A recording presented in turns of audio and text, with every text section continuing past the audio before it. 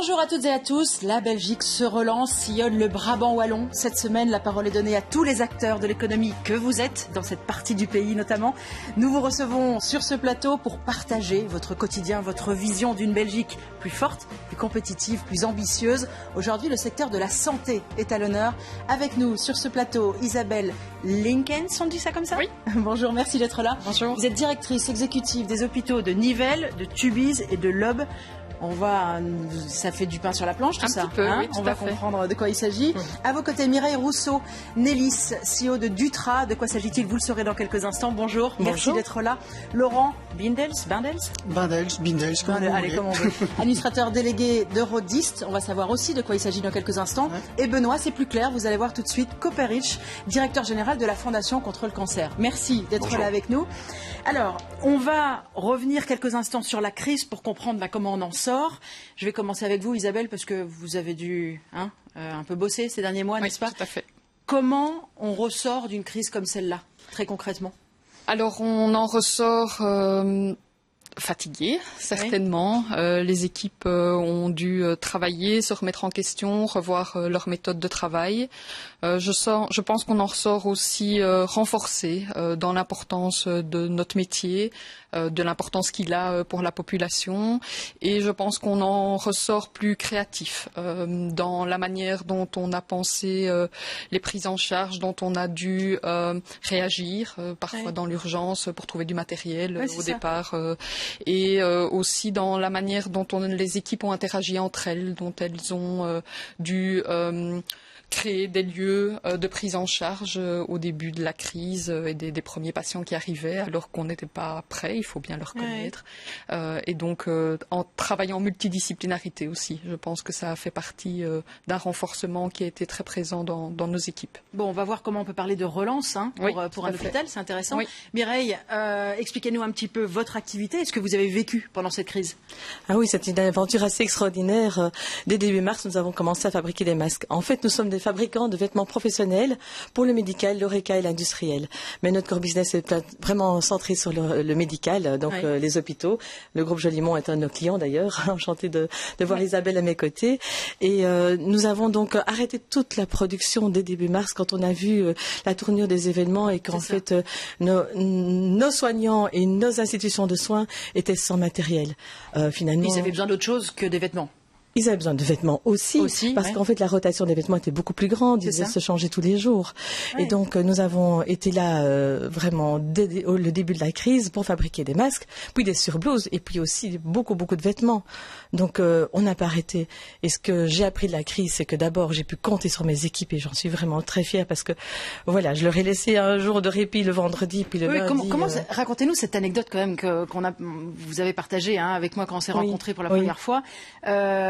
Vous avez laissé le choix à vos équipes de réagir ou pas. En fait, lorsque Madame la ministre nous a dit le mercredi midi, on s'arrête tous. Nous, on a dit, on peut pas s'arrêter parce qu'on était occupés à fabriquer des masques. Et on s'est dit, non, ça n'a pas de sens. On doit servir nos clients. C'est d'abord notre premier objectif. Le suivant, c'était de se dire, il faut quand même que je prenne soin aussi de mes équipes et de voir comment elles ressentent cela. Oui, parce que le télétravail, dans votre domaine, c'est pas possible. Ça n'allait pas le faire. Oui, quelques personnes en administration, mais pas plus. Donc, on devait être sur le terrain. On devait être derrière la machine. On devait être dans toute cette organisation. Et donc, effectivement, nous avons. J'ai posé la question à mes équipiers en leur disant, voilà, je sais dans quel bazar on est, dans quel chaos. Est-ce que vous aurez le courage? Comment vous le sentez? Et puis ils ont pris ça tellement à cœur. C'était une mission pour eux. Et le lundi suivant, ils étaient tous là à l'œuvre. Et en continu, vraiment. Et on va en parler tout au long de cette émission. Finalement, on arrive à en sortir grandi. Certainement. De cette crise. On n'est pas complètement sorti de la crise, Isabelle? Non, clairement pas. Alors on a des chiffres qui sont plutôt stables, en tout cas en Brabant wallon et dans le Hainaut, alors que le Hainaut a souvent été une province où les pics de patients étaient plus importants. Aujourd'hui, c'est stabilisé, mais les patients sont là à bas bruit et donc on doit continuer à fonctionner avec des patients qui sont présents en permanence et donc continuer à s'adapter avec finalement un hôpital qui fonctionne normalement avec des patients qui sont présents en permanence. Vous comprenez qu'on a un peu besoin de parler de relance aussi. Tout à fait. Un vent positif sur ce plateau, en tout cas pendant plusieurs semaines. Laurent, Eurodist, c'est quoi? Alors Eurodist, c'est une société spécialisée dans la fourniture d'articles de premier secours, de soins. Donc, ça la trousse a un peu changé ces derniers mois? Non, du tout. Oui. Non, du tout. Ça reste des trousses adaptées aux risques liés à l'activité d'une entreprise. C'est aussi la fourniture de défibrillateurs. Et dans le groupe d'Eurodis, il y a également une société qui s'appelle Guest qui donne des formations. D'accord. Et là, clairement, la crise a eu un impact très négatif sur l'activité. Bien sûr. En revanche, pour Eurodis, on vendait moins de défibrillateurs, moins de trousses de secours, mais tout ce qui était soins et hygiène a explosé. Vous vendiez pas de gel avant? Si, on a toujours vendu du gel, on a toujours vendu des masques, mais en très faible quantité. Bien sûr. Et puis tout d'un coup, j'ai une anecdote, j'ai des Chinois qui sont venus de Paris acheter des masques. Au tout début de la crise, en mars 2020, ils ont fait le trajet pour venir chercher des masques FFP2 qu'on ne trouvait plus. Oui, c'est ça. Ils sont venus jusque chez nous, à Bruxelles, enfin à Nivelles, pour acheter des masques. Donc c'était en effet l'effervescence, la folie. Il fallait absolument s'approvisionner. Et les stocks ont fondu, mais à une vitesse, je pense qu'en un mois, on a vendu ce qu'on vend normalement en 6 mois, entre 6 mois et 9 mois. Oui, c'est ça. Donc c'était très compliqué aussi par la suite de se réapprovisionner parce qu'il y avait clairement des manques. Et comme la demande était tellement forte, on a eu beaucoup de mal à s'approvisionner. Et les délais étaient excessivement longs pour fournir notre clientèle habituelle. Et puis, de nouvelles personnes qui allaient nous demander constamment est-ce que vous avez du gel, est-ce que vous avez des masques, est-ce que vous avez des gants. L'hôpital Jolimont est venu en urgence chercher des gants chez nous parce qu'ils n'en avaient plus. Et tout ça, l'incidence, c'est que les prix ont flambé, que ce soit pour les gants, le transport, tout. Comment on ressort de cette crise quand on est dans votre activité? Quand on est dans mon activité, on doit trouver des solutions aux problèmes de nos clients. Bien sûr. Et ça passe par quoi? On interroge tous nos fournisseurs, les fabricants, on essaye de trouver à gauche et à droite des produits, mais c'est très compliqué. Et puis, on essaye aussi de se diversifier. Un exemple, ce qu'on ne faisait pas auparavant, on ne vendait pas de purificateur d'air. Maintenant, c'est quelque chose qu'on nous demande régulièrement pour purifier l'atmosphère. C'est des purificateurs. Donc, on a cherché un fabricant. On a un accord avec un fabricant. Donc, du coup, on propose des produits qu'on ne faisait pas avant. Qu'est-ce que vous avez envie de retenir de cette période? Ce que j'ai envie de retenir, c'est que... Alors, nous, on a eu la chance de continuer à travailler par rapport à beaucoup de gens qui sont restés à la maison, qui n'ont plus de vie professionnelle dans les bâtiments, ils sont restés à la maison. Comment dire comment répondre à votre question? Qu'est-ce que vous en retiendrez, si je peux l'exprimer autrement, de cette crise? Ça a apporté de la réactivité, de l'agilité. Oui, ça a réveillé des choses. Et puis ça a amené aussi à se réinventer, à voir comment on peut retravailler et remettre les choses en place. Le centre de formation qui est à Marbais, ils ont dû respecter les normes sanitaires pour que les clients aient à nouveau confiance et de nouveau envie de suivre des formations et d'aller en présentiel. Parce que c'était ça l'enjeu, c'était comment faire pour que la clientèle soit à nouveau en confiance pour se déplacer et suivre les formations. Benoît, je continue mon tour de table. Comment ça se passe? On n'a jamais autant parlé de santé depuis 15 mois, donc ça a du bon. Mais la Fondation contre le cancer, elle s'arrête jamais, normalement. Comment avez-vous traversé cette crise? C'est exactement ça, en fait. C'est très exactement ça, puisque de façon générale, par rapport à mes trois acolytes aujourd'hui, on n'a pas été... en tout cas, en apparence, impacté directement, puisque, effectivement, le Covid, c'est pas notre métier. Par contre, effectivement, la Fondation agit sur le long terme, sur le moyen terme et sur le court terme. Donc, il y a quand même toute une série d'activités qui n'ont, effectivement, pas bougé et qu'on a continué à mener. Et le deuxième point, c'est que même sur le court terme et par rapport aux conséquences directes de la crise Corona, eh bien, la Fondation a quand même été relativement active. Pourquoi? Parce que les conséquences qui ont été très claires, c'était qu'on a fait passer le Covid avant tout le reste. Et le problème, c'est que le cancer, d'abord, c'est la deuxième cause de mortalité, il ne faut jamais l'oublier, c'est 30 000 morts par an. Donc, à un moment donné, on a oublié ça un petit peu vite. Et le deuxième point, c'est que l'aspect préventif, et notamment le dépistage pour un certain nombre de cancers qui sont extrêmement répandus, comme le cancer regarde madame qui hoche, qui opine, comme le cancer du côlon, un truc comme ça, c'est fondamental. C'est-à-dire qu'un dépistage qui est fait un peu trop tard, c'est soit des traitements extrêmement lourds, soit un pronostic vital qui est pas bon. Et donc, ici, en fait, le problème en ayant tout focalisé là-dessus, c'est que il y a un certain nombre de coûts cachés, un certain nombre de conséquences par ailleurs, dont on mesurera probablement les effets dans les mois ou dans les années à venir. Oui, c'est ça. Alors, par rapport à nos activités, nos activités elles sont centrées sur 3 choses. Le soutien à la recherche scientifique. Oui. Ça n'arrête pas. Quand on fait de la recherche fondamentale, c'est sur des années, même de la recherche clinique. Ça a continué. Donc, ça a continué, bien entendu. Donc, ce job-là. La prévention, parce qu'il y a la prévention primaire, la prévention secondaire. Donc, la prévention a continué aussi.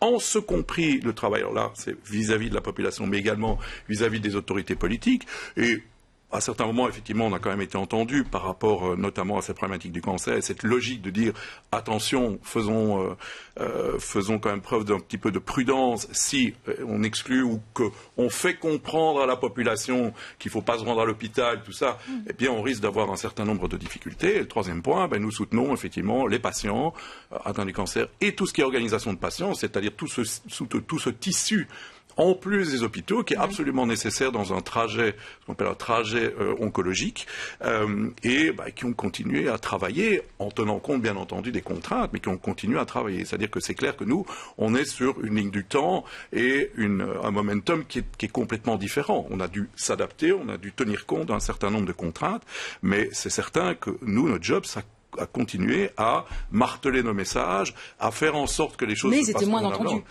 Alors, ils ont été moins entendus, oui, parce qu'il y a eu un côté, je veux dire, presque obsessionnel. C'est ça. Voilà, je ne vais pas juger là-dessus, mais c'est clair que maintenant, il y aura probablement un certain nombre de conséquences qui seront liées à ça.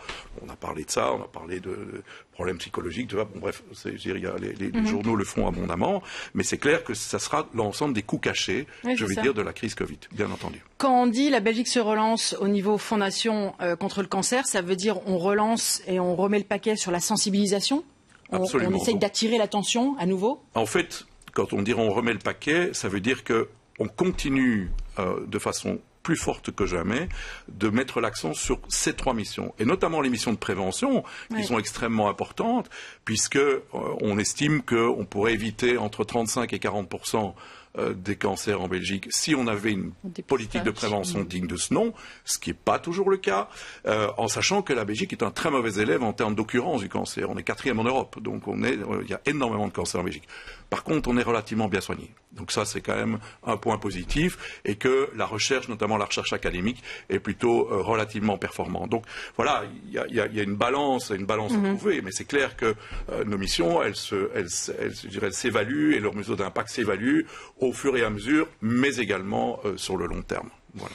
Mireille, pour mieux préparer la relance, on retient quoi de la crise chez vous ? Alors, on s'est vraiment fortifié. D'abord, on a dû rebondir pendant toute cette période-là, rapidement. Donc, je veux dire que c'est surtout l'agilité qui a été notre arme principale.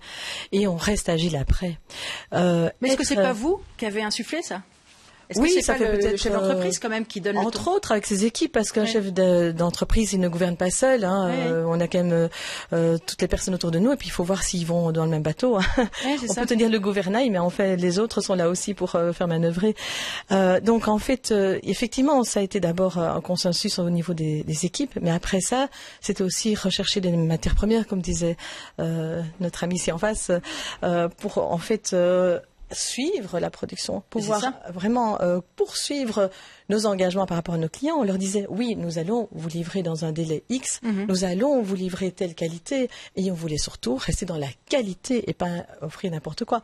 En plus de ça, je dirais, moi, ce qui m'a un peu attristé pendant la crise, à travers tout cela, c'est qu'on a oublié l'écologie. Et donc, forcément, la première chose, c'était il fallait soigner les gens. Les personnes humaines, il faut garder les vies le plus possible. Mais à travers cela, en transversal, nous avons continué à faire du tissage, enfin vraiment des vêtements confectionnés. On n'a jamais vendu du jetable, par exemple, parce que ce n'est pas notre core business non plus. Mais ça rejoint, quand on rebondit, il faut être fidèle à ses valeurs, je pense. Et nos valeurs, c'était justement cela, c'était relier des compétences différentes. Donc on est allé voir en dehors de chez nous, parce qu'à un certain moment, notre capacité ne suffisait pas. Donc on est allé rechercher des petits métiers. C'était de mettre en lumière des petits métiers comme les nôtres, parce que bon voilà, la couture, ça intéressait qui avant? Maintenant, on s'est rendu compte avec tous les bénévoles qui sont mis au travail, c'était extraordinaire. Comme à côté de l'industrie, on a vu aussi cette communauté volontaire de toutes ces femmes et hommes qui ont voulu aider à leur manière. Nous avions évidemment les tissus adéquats parce qu'on savait ce qui convenait, parce qu'on pouvait pas non plus prendre son morceau de vieille tenture et en faire un masque. Ça n'avait pas de sens parce que sinon, voilà, les germes continuaient à être activés. Voilà, moi ce que je retiens, c'est cette agilité, et cette agilité, on la garde aujourd'hui. C'est ça. Mais on est à l'écoute, on a toujours voulu être à l'écoute de nos clients, nous restons à l'écoute, c'est tellement important. Et alors, c'est de continuer à fournir de la qualité, malgré tout, même si les matières sont rares.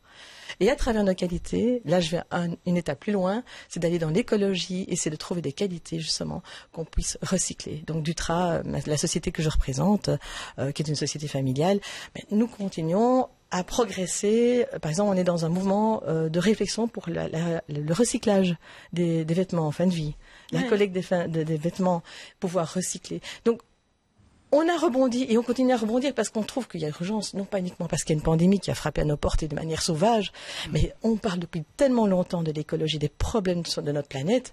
Et aujourd'hui, je le dis, c'est aujourd'hui qu'il faut agir, aujourd'hui plutôt que demain. Et donc, voilà, c'est un programme complet de beaucoup de choses. Mais est-ce que c'est ça aussi la relance? Ça veut dire que votre virage, là, votre tournant, il va pas être négocié de la même manière? Parce que ce que vous venez de vivre a déclenché des choses, a réveillé des choses, ou va développer, vous parlez de valeurs. En tout cas, ça nous a permis de mettre en lumière et en avant nos valeurs qu'on prenait déjà depuis longtemps. Mais bon, on n'est pas une grande société, et voilà, on fait ce qu'on peut. Mais je veux dire, là, c'est vrai qu'on a eu vraiment l'occasion de dire, nous allons faire du durable, et si c'est possible, à terme, du recyclable. Et donc, effectivement, nos valeurs, voilà, elles se traduisent dans notre activité tous les jours. Nous travaillons, on a une énergie verte, on a des panneaux photovoltaïques, on travaille nos déchets, bon, un peu comme tout le monde, je veux dire. Mais c'est pas uniquement ça. On transpire, je dirais, ces valeurs-là. Et pour moi, il n'y a pas de moyen de revenir en arrière. Dans le reportage qu'on a diffusé, lundi, il y avait notamment votre portrait. On avait retenu notamment que dans le Brabant wallon, vous aviez l'impression d'être un peu soutenu. Il y avait une sorte de réseau qui aussi vous a aidé ou vous a accompagné à certains moments. À côté de l'agilité, je pense qu'il y a un deuxième mot que moi je prône, c'est le transversal. Il faut aller vers les autres. Même s'ils font pas la même chose que soi, il faut aller les rencontrer, s'inspirer d'autres business models, s'inspirer des expériences humaines, managériales, parce qu'on est tous des hommes et des femmes. Mais est-ce qu'on est d'accord que ce genre de crise réveille ça? On devrait le faire tout le temps, en fait. Moi, je suis complètement d'accord avec l'approche de Madame, parce qu'en fait, s'il y a bien une chose que cette crise a marqué, et j'en ai parlé dans le cadre du cancer, c'est qu'il faut, et notamment dans une logique de relance, envisager les choses de façon globale, transversale, holistique. Si une crise chasse l'autre, on ne va jamais rien avoir la possibilité de construire. Et moi, votre couplet sur l'écologie, je le soutiens complètement. On ne peut pas, à un moment donné, avant cette crise Covid, c'était un sujet majeur, avec la crise Covid, le sujet avait disparu. Il n'y a qu'à voir le nombre de masques qui traînent par terre. Et donc, mais maintenant, il revient ce sujet, comme une évidence. La relance ne peut s'envisager que de façon transversale et holistique. Et souvent, malheureusement, on est focalisé sur une problématique ou sur une autre, et une chasse l'autre. Et donc, ça, je pense qu'aujourd'hui, c'est un point à prendre. Et si les entreprises le font, c'est magnifique. Laurent, vous êtes on s'est surtout rendu compte qu'on était dépendant des Chinois. Et que les masques. C'est pas comme si on le savait pas avant. Non, mais on a pris conscience de notre dépendance à la Chine. Il n'y a pas que les Chinois. Et oui, il n'y a pas que les Chinois, mais aussi que c'est eux qui ont dicté les prix. Ils ont dicté les prix. Ils nous ont imposé des conditions comme on n'avait jamais eu auparavant. Bon, moi je suis moins dans l'écologie parce qu'il y a certains produits on est obligé de se fournir en Chine. Les gants en latex, enfin c'est la Chine ou la Malaisie ou c'est d'autres pays, mais il n'y a pas de production en Europe. Mais et il ne pourrait pas y en avoir? Je pense pas, la matière première, elle est là-bas, et donc de toute façon, il faut l'importer. Chez Eurodist, on essaye au maximum de travailler avec des producteurs, des fabricants européens, des Français, des Italiens, des Belges, des Allemands. Après, s'ils sont le double du prix, vous faites quoi? Mais même avec les coûts de transport qui ont explosé, il reste compétitif. Et on cherche, on parle, qu'est-ce que la crise a amené chez Eurodis? C'est la recherche de nouveaux fournisseurs plus proches. Comme pour tout l'alimentaire, on est de plus en plus vers une économie régionale et acheter régional. Mais je pense que les entreprises en Belgique, elles doivent faire travailler les Européens, les Belges. Oui, c'est ça. Et moins, évidemment, les Isabelle, nations comme la Chine. votre avis sur ce point? Mais je pense que ça a amené effectivement beaucoup de collaboration. Notre choix, ça a aussi été de soutenir les entreprises qui se sont mis à clairement développer du matériel pour les hôpitaux. En Belgique, parce qu'on considère en général qu'on a vraiment un rôle social à jouer de soutien à l'économie belge dès qu'on peut le faire, avec les moyens qui sont les nôtres, parce que le secteur hospitalier n'est pas un secteur qui a des moyens démesurés. Sur le point de la transversalité, c'est évident que ça a renforcé, parce que on s'est retrouvé assez démunis sur comment faire face aux choses, et donc on a très vite été vers les autres hôpitaux pour échanger des trucs et astuces, le matériel aussi. Vraiment, les hôpitaux s'appelaient en disant j'ai trouvé un fournisseur qui a du stock. Voilà, je vous donne l'information parce qu'on sait que vous en avez autant besoin que nous sur les procédures, les médicaments. Tout ça, c'est fait dans l'ombre. On n'a pas trop suivi ces étapes-là. Mais voilà, ça c'est des choses qui se faisaient peut-être moins, mais qui très très vite se sont mises en place dans l'intérêt de la prise en charge. Vous dirigez plusieurs hôpitaux. Est-ce qu'on peut parler est-ce qu'on a le droit de parler de relance dans un hôpital? Ah oui, je pense, parce que... Il y a un avant et un après? Alors, il y a un avant et un après. En tout cas, c'est un défi, parce que je pense, et on l'a abordé à travers le dépistage, les patients ont été très anxieux de venir à l'hôpital. D'abord, il y a un moment, on leur a dit, vous ne pouvez plus venir à l'hôpital, sauf si c'est une urgence vitale. Les gens reviennent? Et ils mettent du temps à revenir. Donc on est seulement depuis quelques semaines à des activités qui sont comparables à celles de 2019. Sur des secteurs même cruciaux comme les urgences. Donc même les urgences qui étaient une porte d'entrée très importante, les patients ont mis du temps à de nouveau avoir confiance en cette voie d'entrée. Est-ce que l'idée de l'hôpital a changé dans l'esprit des gens? Du coup, on a peur d'y aller pour éviter d'y rester? Oui, je pense qu'il a fallu pouvoir rassurer la population sur le fait que nos protocoles étaient au point, qu'ils ne risquaient rien, que le virus diminuait dans la population certainement aussi, de pouvoir remettre aussi les activités en route à 100%. Tout n'a pas été toujours possible parce que les salles d'attente ne pouvaient pas être remplies, parce que les taux de vaccination n'étaient pas suffisants. Donc maintenant, oui, je pense que vraiment aujourd'hui l'hôpital refonctionne de manière tout à fait normale. Les visites en hospitalisation refonctionnent. On accepte de nouveau des accompagnants dans les urgences et on revoit effectivement des taux d'activité qui commencent à être comparables à ceux de 2010. Alors ça, c'est presque l'externe, j'ai envie de dire, au niveau des équipes dont on a beaucoup parlé pendant cette crise. Ça va comment ?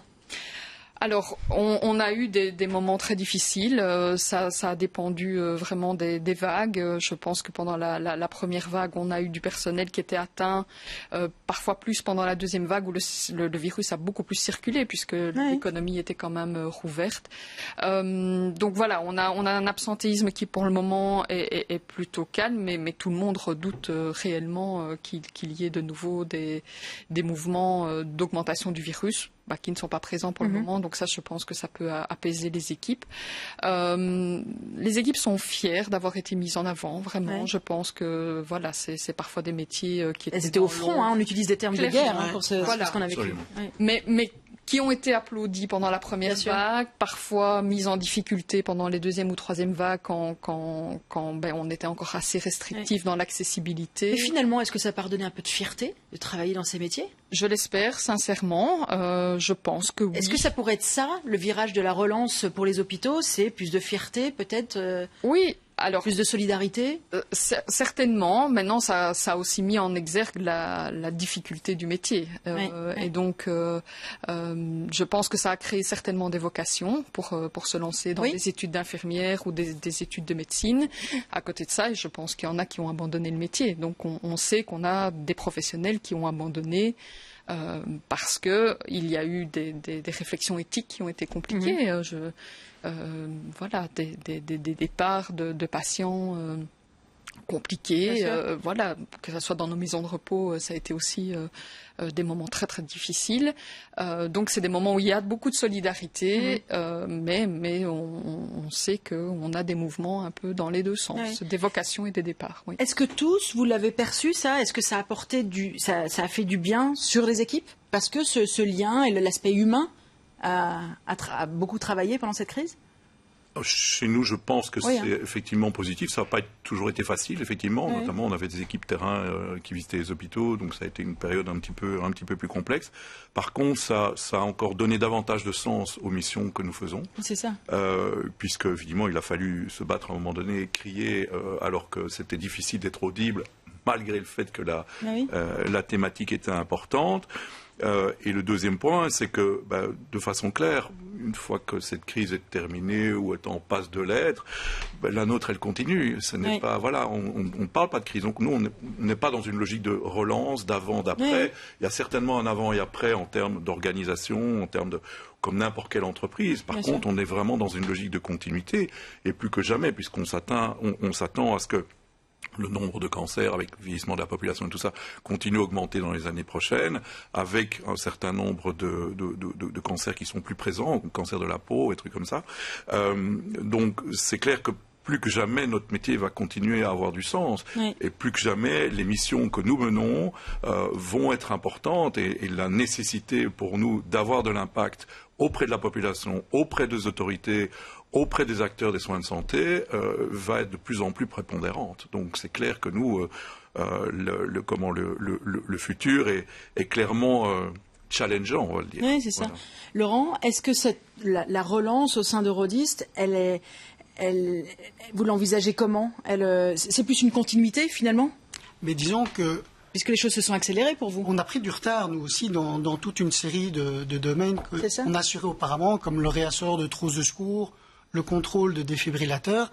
On ne pouvait plus aller sur place. Les bureaux étaient fermés. Oui, c'est ça. Donc on a pris du retard aussi dans toute une série de choses, et on est petit à petit en train de le récupérer. Et du coup, comme l'activité reprend très fort, on remarque depuis début septembre une croissance dans notre activité phénoménale, parce que le présentiel revient. Et du coup, tout le monde veut tout de suite le contrôle de son défibrillateur ou le contrôle de sa trousse de secours. Est-ce qu'il y a eu une prise de conscience? Non, parce qu'il y a eu un arrêt. Et parce que moi, mon épouse travaille chez RTL, une maison concurrente, elle n'est plus allée au bureau depuis 1 an et demi. Donc elle est dans la pub, donc c'est rien à voir avec votre métier.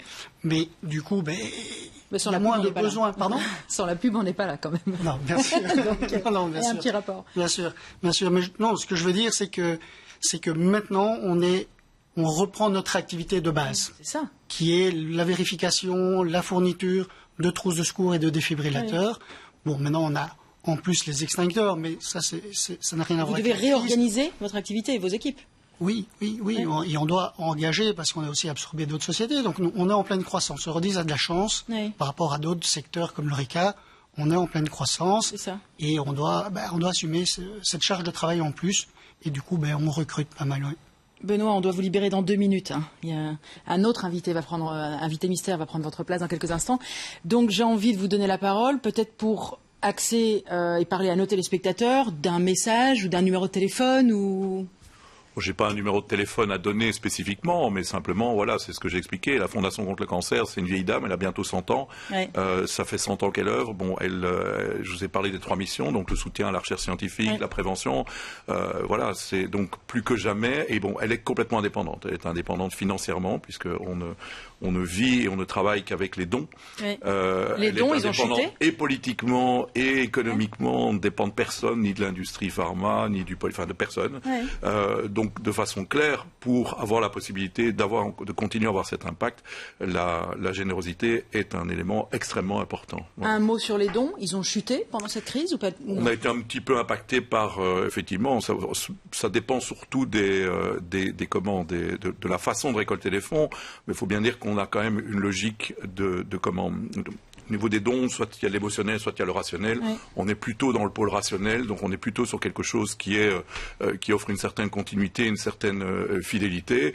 Et je pense qu'il y a une vraie prise de conscience aussi, au-delà de toutes les crises, que le cancer, ça reste un élément majeur, oui. Malheureusement, aujourd'hui, que ça n'est malheureusement pas prêt de s'arrêter, même s'il y a des avancées qui sont quand même phénoménal si on met en perspective ces 40 ou 50 dernières années, oui. Qu'au niveau de la recherche, la Fondation a beaucoup contribué à un certain nombre d'avancées technologiques. Aujourd'hui, on parle de l'immunothérapie. La Fondation était à la base de l'immunothérapie ici en Belgique. Donc voilà, tous ces éléments-là sont évidemment extrêmement importants, mais plus que jamais, il faut continuer. Ça, c'est clair. Si on s'arrête, c'est embêtant. Et aujourd'hui, si on prend simplement le soutien à la recherche académique, il y a quelques années, les organisations comme la nôtre représentions un pourcentage relativement modeste. Aujourd'hui, on est près de 50% oui. du soutien à la recherche académique. Pourquoi? Parce que il y a eu un jeu de vase communicant aussi avec les subsides de l'État, et que donc aujourd'hui, notre rôle n'est plus seulement utile, il est tout à fait essentiel et indispensable. Merci, voilà. Merci Benoît. Merci. On fait une petite pause dans cette émission, on se retrouve juste après, à tout de suite.